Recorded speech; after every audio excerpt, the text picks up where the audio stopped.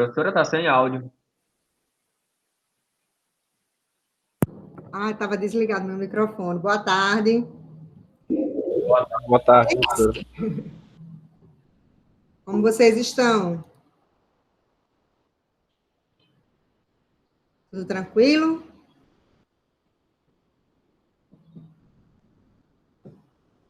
Joia. Eu não tenho nenhuma novidade para contar hoje. Se alguém tiver aí para contar. Não tenho nenhuma notícia, nenhum recado, nada. Professora, sobre o problema que deu nos vídeos, no envio dos vídeos do Laboratório 3. Como é? Diga de novo. Está bem baixinho o seu. Estou aumentando aqui meu som, mas está no máximo já. É por causa do... Qual o problema que deu? Não entendi. Não, que a senhora tinha postado uma notícia sobre que estava dando erro em alguns vídeos. Não, foram algumas pessoas, porque no outro laboratório, os meninos saíram procurando, assim, ó, quem é fulano, que algumas pessoas realmente tinham deixado desabilitado. Agora, dessa vez, eu tive culpa também. Depois que eu mandei a notícia que eu me toquei, porque o arquivo PDF, quando vocês enviam, ele joga todos os arquivos em uma página. Aí em uma pasta, né? Aí essa pasta eu esqueci de compartilhar com os monitores. Aí muitos não estavam conseguindo acessar, mas aí eu já botei todos os laboratórios dentro de uma pasta só e já compartilhei essa pasta geral com eles. Aí o que eu vou botando dentro agora, eu não vou ter mais esse problema, tá certo? Mas deu certo. Mas teve um pouco de culpa minha também. Algumas pessoas realmente não tinham habilitado, mas, além disso, eu também ainda não tinha compartilhado com eles essa pasta, certo? Mas deu certo. Tá bom? Sim, então vamos passar para o roteiro de hoje, tá? Vou compartilhar aqui minha tela. Hoje, lá no final da aula, vou fazer uma questão, tá? É simples também, para valer a presença, tá bom?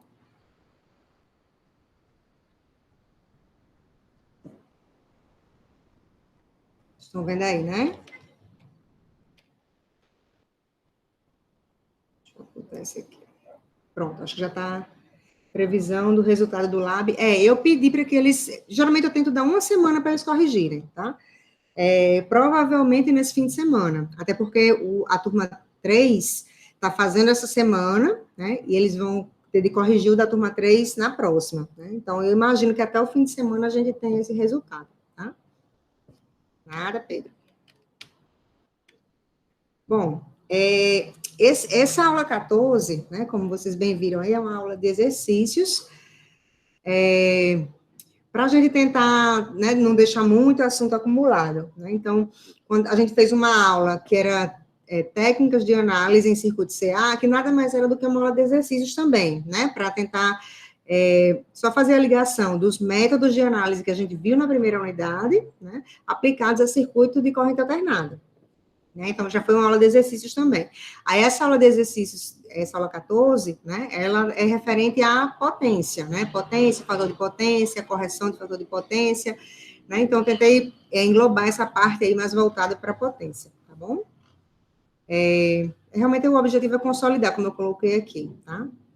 Aqui quais os assuntos que estão envolvidos, né, com essa aula de exercício, e nessa daqui eu coloquei dois exercícios resolvidos, né, aqui não tinha muito sentido eu filmar o passo a passo, como eu fiz com os outros, porque nas outras aulas a gente estava aplicando método, né, então o método, faça isso, depois faça isso, depois faça isso. Essas questões eu tenho mais de uma forma de resolver, né, realmente a gente pode encontrar primeiro tal potência, né, sei lá, potência ativa, ou então pode encontrar logo a potência complexa, ou pode encontrar, enfim, porque você tem muitas variáveis envolvidas que levam ao mesmo caminho, né, então não tinha muito sentido fazer passo a passo, como eu fiz nas outras aulas para essa, mas eu ainda tentei dar umas diretrizes, né, umas linhas gerais, né, os passos para resolver, né, mas, de novo, aqui não é a única forma de resolver, né, a gente sempre, quando está trabalhando com potência, tem várias maneiras de resolver, vários caminhos que podem ser seguidos, tá? Bom, esse primeiro aqui, né, é um exercício simples, né, eu dava quando eu já digo aqui KVA, eu não preciso nem dizer que é a potência aparente, né, por quê? Porque não tem fase, então não pode ser a potência complexa, e como é volt e ampere, a potência que é dada em volt e ampere é a potência aparente, né, 60 Hz, 200 volts RMS, e fator de potência de 0,5 atrasado, ou seja, atrasado quer dizer que é indutivo, tá?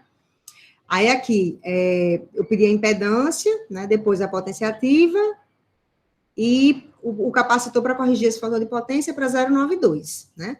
Bom, aqui, a base disso é o triângulo de potências, né? Então, para a gente lidar com potências em circuito de corrente alternada, é importante que a gente saiba duas coisas, tá? A gente saiba o que é o triângulo de potências e como essas potências se relacionam, e a outra é saber que a potência complexa, né, que é o vetor, o fasor que dá origem ao triângulo, né, ele é obtido através da relação dos fasores de tensão e corrente, né, o produto de V vezes o conjugado da corrente, né, do fasor. Então, se eu tiver essas duas informações, eu consigo chegar em qualquer lugar quando estiver trabalhando com potência, tá? Porque a partir daí eu vou derivando, uso a lei de Ohm, se precisar, né? Se eu quiser potência ativa ou reativa, eu vou lá para o triângulo e vejo como é que se relacionam a partir das variáveis que eu tenho disponível, né? Então, o triângulo e a expressão da potência complexa, né, partindo delas, você chega em qualquer lugar, tá bom? Né? Falando de potência para circuitos de corrente alternada, certo? Nesse primeiro exercício, alguém não entendeu alguma passagem, teve alguma dúvida, alguma coisa, ou foi ok? A resolução que eu coloquei, deu para entender? Diga, Paulo. Eu achei tranquilo, mas eu tenho umas dúvidas em relação a, vamos supor, aí tá 200 volts RMS. Quando eu sei que vai chegar um caso que eu tenho que encontrar o valor da tensão média? Olha, sempre que o problema for dar alguma tensão, né? Se por um acaso não estiver dizendo que é RMS, nem é de pico, então você vai considerar RMS. Qual é a situação que você não vai ter explícito, mas eu já vou saber que é de pico? É quando a tensão vier na onda senoidal, por exemplo. A tensão V de T é 5 seno de ômega T. O 5, com certeza, é um valor de pico. Por quê? Porque ele está multiplicando um seno. Então, o valor máximo do seno, que vai ser 1, vai estar multiplicado por 5. Então, esse é o valor de pico. Aí, sim, se eu disser, a tensão V é 5 seno de ômega T. Então, você sabe que o 5 é valor de pico. Para achar o RMS, tem que pegar o 5 e dividir por raiz de 2. Mas se eu disser, V é igual a 300 volts. Então, se eu não disser nada, você já sabe que é RMS, certo? Aí, em relação à potência, eu posso trabalhar com valor de pico? Não tem problema nenhum. Mas lembra da expressão da potência complexa, que eu acabei de falar, que é V vezes o I conjugado? Então, a potência complexa, ela é VI conjugado se o V e o I tiverem em valores RMS. Mas eu quero usar os valores de pico. O que é que eu faço? Então, a expressão para a potência complexa S vai ficar meio de VI conjugado. Tá? Então, se eu quiser trabalhar com os valores de pico, as expressões para potência aparecem um meio. Mas se for RMS, não tem esse meio. Certo? Era essa a sua dúvida, Paulo? Esclareceu ou não era isso? Esclareceu, sim. Era sobre isso, realmente. Obrigado. Certo? Algo mais? Alguém quer aproveitar e perguntar alguma coisa mais genérica, algum conceito que não ficou claro?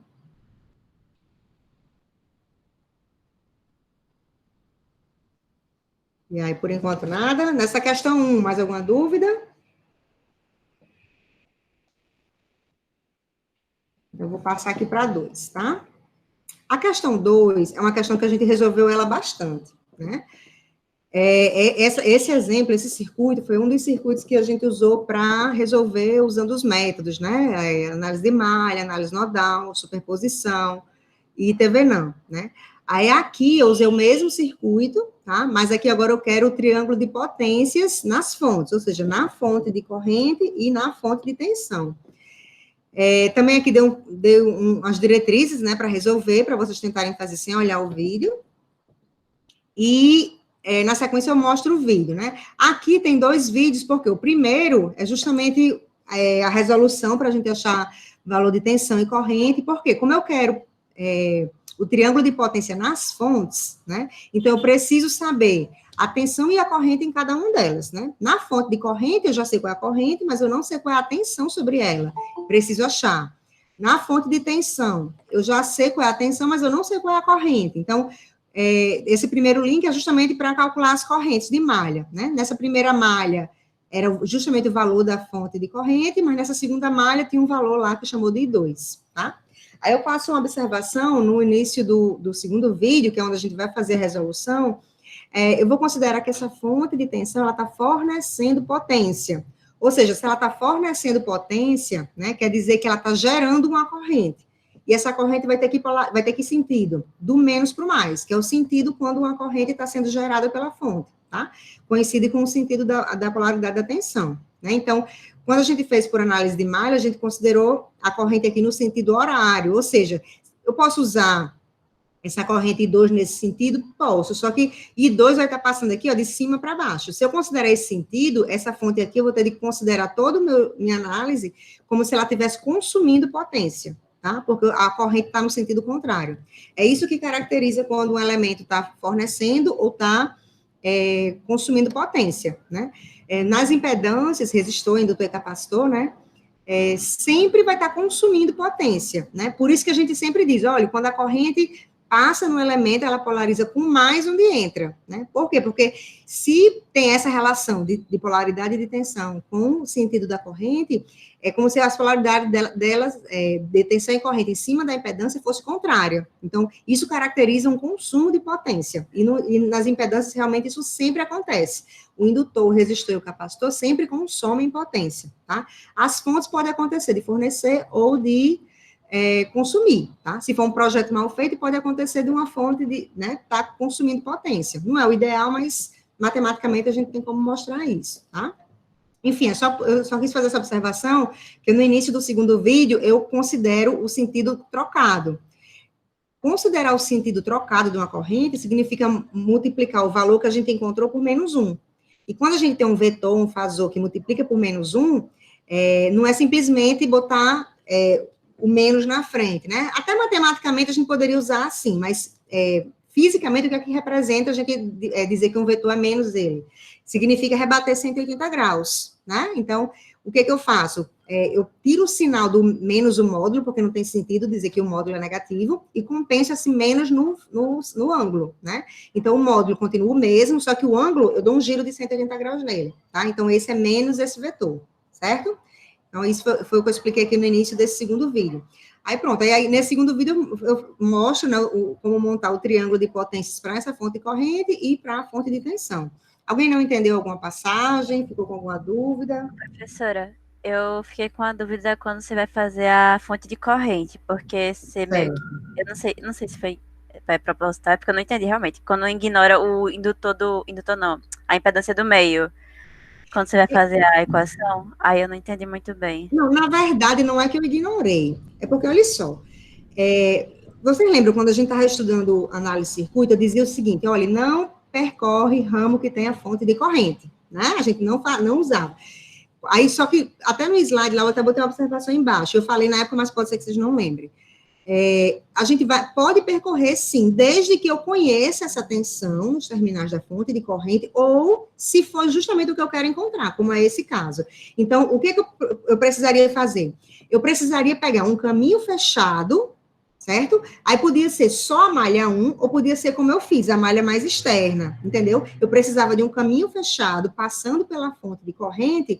Por quê? Eu não já achei as correntes de malha, então, se eu tinha as correntes de malha, eu já conseguia encontrar as tensões em cima de todos os elementos. Na verdade, eu tinha impedância, achei as correntes e já sei quem é a tensão. Quando eu sei qual é a tensão em cima de todos os elementos, só fica faltando achar a tensão em cima da fonte de corrente. Aí, como é que eu ia fazer isso? Eu vou percorrer de novo algum caminho fechado, que podia ser a malha 1, né? Ou então a malha mais externa. Eu achei que dava menos conta se eu percorresse a malha mais externa. Entendeu, Maria Vitória? Eu podia ter feito só a malha 1. Desculpa, não ouvi. Não, eu falei que eu entendi agora, porque eu realmente eu esqueci desse conceito. Pronto, mas eu podia ter percorrido só a malha 1 e ter pego o do meio. É porque o do meio eu ia ter que deixar aquela corrente I, que era a soma de I1 com I2. A diferença, na verdade, né? De I1 com I2. Aí, para não fazer essa conta, eu preferi fazer a mais externa, entendeu? Mas tanto fazia. Tinha que dar o mesmo resultado. Entendi. É porque quando eu fiz, tipo, achei a corrente do meio. Certo. Podia ser também, não tem problema. Tá ótimo. Deu o mesmo resultado? Assim, parecido, né? Porque o arredondamento. Infelizmente, essa questão do arredondamento, qualquer variaçãozinha que a gente faz já reflete bastante lá no final, né? Sim. Diga, Paulo, você ia falar alguma coisa? Estava tentando fazer ele por nodal. Certo. Aí, sendo que ainda não... Aí eu deixei para lá e fiz os outros. Sendo que eu vou tentar ainda fazer, mas eu estava tentando um caminho como se eu pegasse o nó que está, o nó do lado direito do resistor 3, é isso? 3? O nó do lado direito, você disse, ser em cima da fonte de tensão? Para pegar a diferença das tensões de cada nó, para pegar a fonte de corrente. Certo, deixa eu abrir aqui meu roteiro. Você diz assim, esse aqui seria um nó, certo? E que é Aí esse aqui, e esse outro está falando, é isso? a diferença dele para poder pegar o... Na verdade, se você diz que aqui é um nó, você já, a tensão nesse nó já é a tensão em cima da fonte de corrente, não é verdade? Sim, exatamente. Né? Mas aqui você podia fazer isso, ou então podia só achar essa corrente aqui, porque aí quando você vai achar essa tensão e essa corrente, você já acha essa tensão aqui, porque essa tensão mais ou menos, né? Vamos ver o sentido da corrente que você botou aí. A tensão em cima desse resistor menos a tensão nesse nó vai ter que dar zero. Né? Então, se você só achar essa corrente, também você já acha a tensão nesse nó. Mas é mais de um caminho realmente que a gente tem, tá? Mais de uma possibilidade. A corrente que passa nesse resistor de 3 seria, na verdade, a própria Isso. que está aí da fonte. Corrente da fonte de corrente, né? De corrente. Isso, Exatamente. exato. Porque, assim, tem a queda de tensão quando a minha corrente vai passar por esse resistor. Certo. Aí, o lado esquerdo do meu resistor de 3, ele vai ter uma tensão diferente da outra. Do nó central, né? Isso, vai ser diferente. E a diferença entre a tensão nesses dois nós é justamente a tensão em cima do resistor de 3. Isso. Aí eu estava tentando pensar dessa forma para ver se... Dá certo também assim, viu? E aí, pessoal, algo mais nessa questão?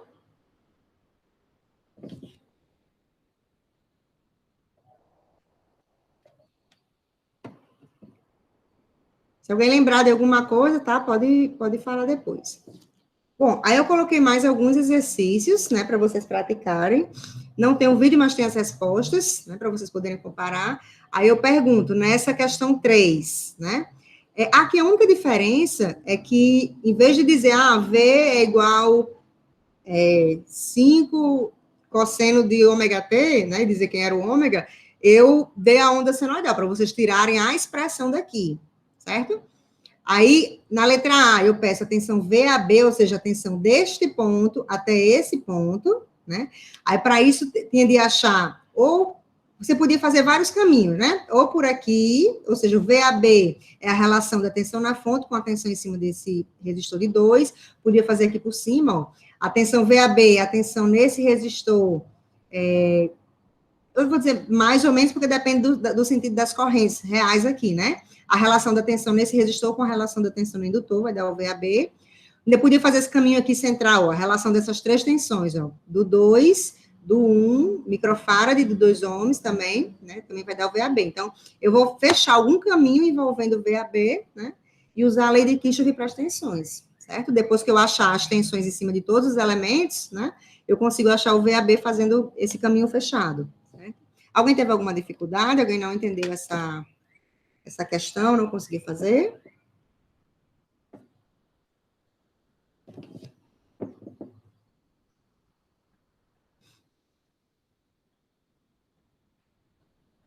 Nada? Deu certo? Ótimo. Então, vamos para a próxima. Essa questão 4, também é uma questão simples, né? A gente tem 3 impedâncias aqui em série. Notem que aqui eu dei as reatâncias, ó, o XC é 5 ohms, o XL é 9 ohms, tá? Então, quando eu for considerar aqui as minhas impedâncias, lembre que aqui é menos JXC, né? E aqui é JXL, né? Então, só lembrar que as impedâncias também podem ser escritas em função das reatâncias, tá? Então, aqui eu pedi para calcular... Ai, que eu não estou vendo, deixa eu só diminuir aqui para eu ver. A corrente, né? Como é uma única malha, só tem uma corrente. E aqui, eu quero o triângulo de potências também na fonte, né? Então, se eu tenho a tensão e na letra A eu já achei a corrente, é muito simples, é só eu, considerando as fases, né? Ó, a tensão eu sei que é fase 0, então a fase da impedância vai ser justamente a fase da corrente, né? E eu faço S, a potência complexa, é igual ao VI conjugado. Fazendo isso, você já tem o meu fasor de potência. Então, se eu pegar esse módulo e fase da impedância, da potência complexa e transformar em real e imaginário, a parte real é o P, a parte imaginária é o Q. É a forma mais simples de fazer, porque você, só fazendo a transformação de polar para cartesiano, você já tem as duas variáveis, a potência ativa e a potência reativa. E o ângulo do S, né, já vai ser o ângulo do fator de potência. Então, você já consegue montar aí esse triângulo de potência sem problema nenhum, tá? Alguém não conseguiu fazer? Alguém teve alguma dúvida nesse problema?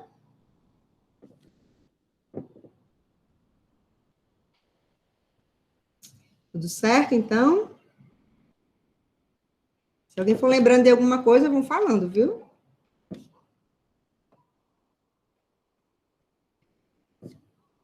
Bom, aqui é o seguinte. Essa questão 5, tem coisa aqui para baixo? Não, já é outra. Eu tenho duas cargas, que eu chamei aqui de L1 e L2, tá? Aí eu dou os dados aqui para L1, né, que eu tenho uma potência ativa de 8 kW, fator de potência de 0,8 adiantado, ou seja, adiantado quer dizer que é capacitivo, tá? A carga L2, aí que eu já dei a potência aparente, né, 20 kVA, e o fator de potência atrasado de 0,6. Atrasado quer dizer que é indutivo.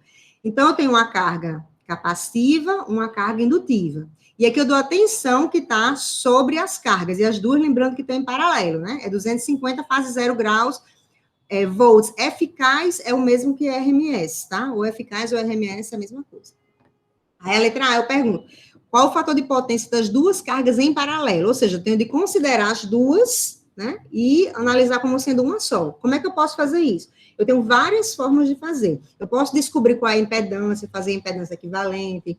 E o que eu acho mais simples, que é como eu faria essa questão, eu acharia a potência complexa das duas cargas, eu tenho como fazer, né, porque eu tenho potência ativa e fator de potência aparente e fator de potência, então eu consigo montar o triângulo das duas separadas, ou seja, eu consigo obter a potência complexa das duas, e a potência complexa total vai ser a soma das duas, mas lembre que é uma soma vetorial, né, então se eu pensar na potência complexa escrita como sendo um número complexo, né, onde a parte real é a potência ativa e a parte imaginária é a potência reativa, se eu fizer essa soma, ela na forma cartesiana, fica mais simples. Por quê? Eu vou somar potência ativa com potência ativa, ou seja, parte real com parte real, e potência reativa com potência reativa, parte imaginária com parte imaginária.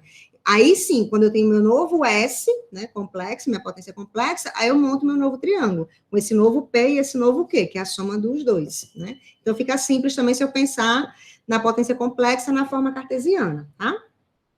Aí, a letra B, tem uma frequência que é de 60 Hz, então eu quero saber qual é o valor que é para ser adicionado para que a gente tenha o fator de potência 1, né? Então, para fazer a correção de fator de potência, é interessante, isso lembrando que é das duas juntas, tá? Eu tenho as duas cargas em paralelo, então já tem uma potência lá, um fator de potência resultante. Esse resultado eu quero que passe a ser 1, tá? Então, o que é que você não precisa fazer, né? Eu vou ter de ver quanto de energia reativa eu tenho, né? E quanto que eu quero, para onde eu quero ir, que no caso aqui, como fator de potência unitária, eu quero zerar essa potência reativa. Então, para eu zerar essa potência reativa, quanto de potência reativa eu tenho de inserir? Essa potência reativa que eu preciso inserir, ela vai ser relativa ao valor do capacitor, tá? Então, tem aquela equaçãozinha lá que a gente coloca que obtém esse valor aí. Alguém não conseguiu fazer? Alguém teve alguma dificuldade nessa questão?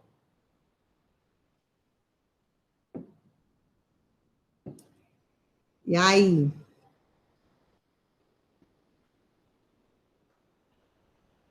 Eu parei nessa porque eu não tinha entendido muito bem, mas agora eu acho que vai dar certo. Você acha que dá certo fazer agora com o que eu falei? Aham.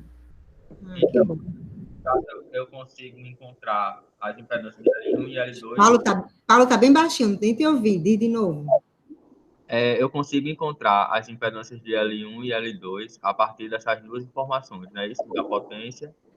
Porque eu tenho a tensão, né? Mas, assim, nesse caso, você não precisa achar as impedâncias. Mas se eu quisesse achar a impedância, olha só, eu não sei que o S complexo, você percebeu que você consegue achar esse S complexo, né?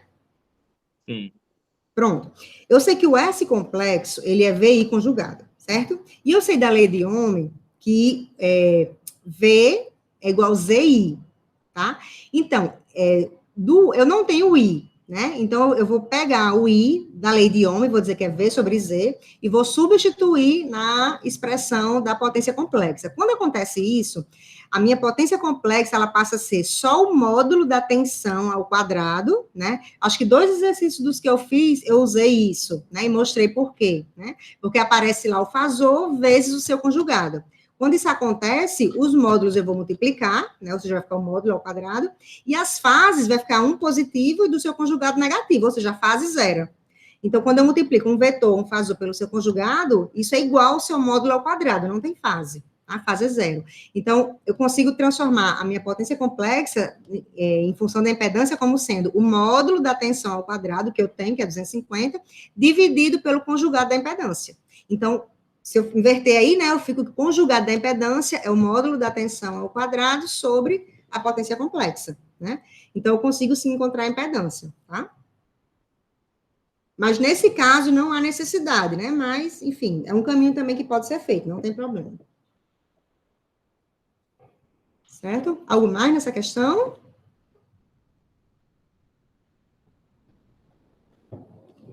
Não? Então, vamos para a próxima. Bom, essa questão 6, né, eu estou dizendo o seguinte, uma carga monofásica, tá, é alimentada por uma fonte alternada, aí aqui, ó, eu dou a minha expressão da tensão como no tempo, né, uma senoide, tá, então, ó, é 100 raiz de 2 cosseno de 300t mais 25 graus, ou seja, quem é o meu valor de pico aí? É 100 raiz de 2. O raiz de 2, às vezes, aparece assim, porque quando a gente for achar o RMS, que eu for dividir por raiz de 2, eu corto com esse raiz de 2 e fica só 100, tá? É bem comum alguns problemas trazerem assim, o valor de pico, já um valor onde aparece a multiplicação por raiz de 2, tá? É só para facilitar as contas. Bom, essa carga, ela demanda uma potência de 500 watts, ou seja, minha potência ativa, né, 500 watts, e um fator de potência de 0,66 indutivo, tá? Só que, para que a legislação seja cumprida, né, a gente deve adicionar um capacitor para que esse fator de potência... não, aqui não... Peraí, deixa eu só ler de novo. Eu entendi que era outra coisa, mas não. Para atender a legislação, o capacitor foi adicionado em paralelo com a carga, a fim de tornar o fator de potência dentro da lei. Ah, essa questão uma vez caiu numa prova. Aí, por isso que eu acrescentei esse aqui, valor desconhecido. Porque o que acontece? Quando a gente vai fazer a correção do fator de potência, né, eu boto um valor lá de capacitor, eu calculo para ser aproximado, mas assim, eu não vou deixar exatamente 0,92, porque qualquer variaçãozinha eu posso cair abaixo desse 0,92 para o fator de potência e eu vou ser multada. Então, a gente faz uma correção que deixa uma folguinha, né, digamos assim. Aí, foi isso que foi feito aqui. Aí, alguns alunos acharam que, como eu botei aqui, para atender a legislação, e esse capacitor que foi adicionado, que ele levaria o fator de potência para 0,92. Só que eu não disse qual era o valor do novo fator de potência, tá? Por isso que eu coloquei aqui, valor desconhecido. Quer dizer que ele está maior do que 0,92, mas eu não sei exatamente quanto, tá certo? Isso tem que estar claro nesse problema. Então, vou de novo, né? Para atender a legislação, um capacitor foi adicionado em paralelo com a carga, a fim de tornar o fator de potência dentro da lei, ou seja, maior do que 0,92, mas eu não sei quanto. Bom, com a inserção desse capacitor, mediu-se uma redução de 30% do valor do módulo da corrente total. Então, eu quero saber aí qual foi esse capacitor que foi adicionado. Então, o que é que vocês vão precisar fazer? Eu vou ter de saber quanto de corrente essa carga está puxando, tá? E vou depois dizer que depois da correção, depois que eu adicionei esse capacitor, a minha corrente, né, tem uma redução de 30%, né? Se ela era 10 amperes, ela vai passar a ser 70, ou 7, né? Se ela era 10 amperes, com 30% de redução, ela vai passar a ser 7 amperes, tá? Aí, a tensão, você considera que ela é mantida a mesma, né? A gente não está variando a tensão, tá? Eu só fiz mesmo isso, acrescentei um capacitor, né?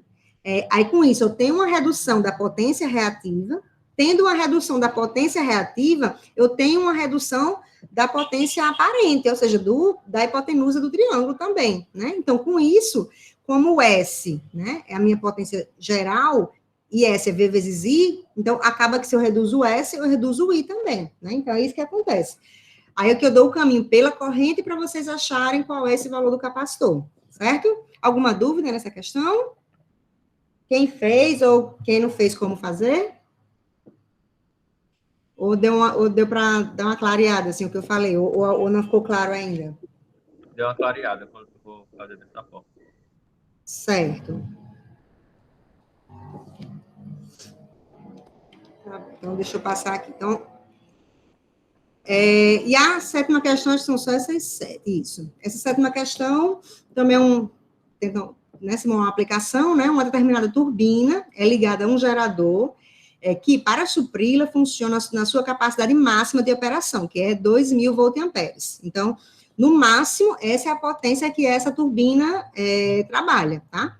E com um fator de potência de 0,866 indutivo, tá? Ou atrasado. Uma carga adicional de 200 watts e fator de potência 0,8, também atrasado, né, é adicionada em paralelo ao sistema. Então, vocês vão encarar a turbina como sendo uma carga. Tenho lá minha turbina, ela está operando lá 2.000 voltampere com fator de potência 0,866.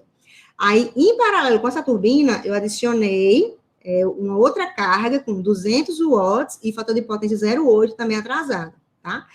Aí eu quero saber qual a energia reativa que deve ser adicionada por um capacitor, ou seja, eu vou pegar essas duas cargas e vou adicionar mais um capacitor em paralelo. Eu já tenho as duas em paralelo e vou adicionar mais um capacitor. Então, qual é a energia reativa necessária, né, que deve ser adicionada por esse capacitor para que o gerador opere sem que ocorra sobrecarga, né? O que eu quero dizer isso? Que a potência aparente total não deve ultrapassar a capacidade do gerador. Tá, ó. Eu não sei se ficou claro aí, ó, mas vamos de novo. Uma determinada turbina é ligada a um gerador, tá? Que para supri-la funciona a sua capacidade máxima de operação, que é 2.000 voltampere. Se eu tivesse só a turbina, né? Eu tenho um gerador e tenho a turbina. Inicialmente está só a turbina ligada. Então, a turbina, ela usa toda a capacidade de potência ativa do gerador, tá? Então, se eu uso já toda a capacidade de potência, aliás, de potência aparente do gerador, né, 2.000 voltampere, se eu coloco mais uma carga, é claro que vai exceder, certo? Só que para não exceder, o que eu vou fazer? Vou diminuir a potência reativa, porque aí eu consigo manter o S de uma forma que consiga atender essa carga adicional também, tá? Então, é isso que é para ser feito aqui. Eu já tenho meu gerador e tenho a minha turbina. Os dois estão funcionando na capacidade máxima. Eu vou botar mais uma outra carga, que com certeza vai exceder a capacidade do gerador. Mas aí o que eu vou fazer então? Eu vou diminuir a potência reativa, botando um capacitor também, porque eu diminuindo a potência reativa, vou diminuir a potência ativa, né? Aí sim, se eu botar um capacitor, eu vou conseguir atender toda a carga. Então, qual é o parâmetro aqui? Quando eu colocar só a turbina, eu tenho 2.000 voltampere, certo? Ok, capacidade máxima. E quando eu colocar a turbina, a carga adicional, mais o capacitor, a potência aparente, o S, vai continuar no máximo 2.000, tá? O capacitor vai cuidar disso, vou diminuir o reativo, né, uma vez que eu aumentei a potência ativa, né, porque eu não botei essa outra carga de 200 watts, então eu aumentei a potência ativa. Para que a hipotenusa continue o mesmo tamanho, 2.000 voltampere, e eu aumentei a base, o 200, eu tenho que diminuir a altura, né? Então é isso que eu quero saber. Quanto de potência ativa, né, deve ser compensada aí para que a capacidade total continue sendo 2.000 voltampere. E esse gerador continue conseguindo atender essas cargas. Entenderam? Ficou claro? Ou não?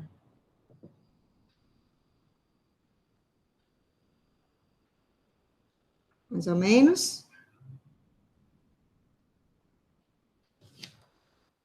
Pronto, na verdade, assim, a gente quer conseguir alimentar tudo, né, com esse mesmo gerador aí. Então, a gente vai ter que fazer umas compensações, né, botar um capacitor para né, compensar aí esse triângulo, tá bom? Mas a ideia é que a hipotenusa, nas situações todas, continue sendo a mesma, 2.000 voltampere, tá? Ótimo. Alguém tem alguma pergunta, alguma dúvida?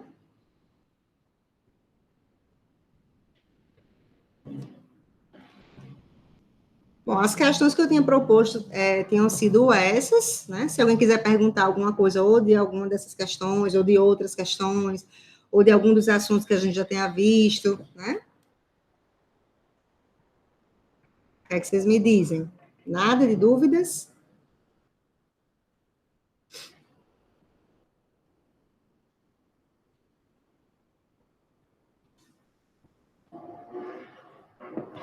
Deixa eu parar aqui a apresentação.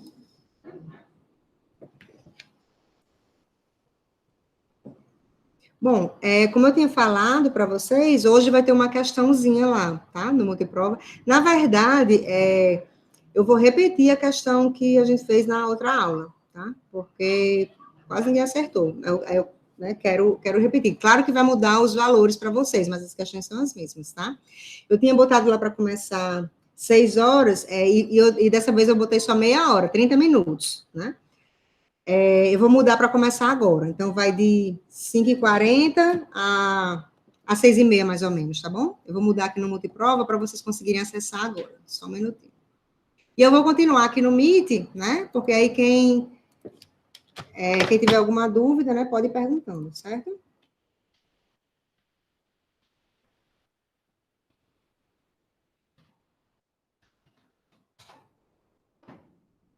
Vou só interromper a gravação, enquanto eu altero lá.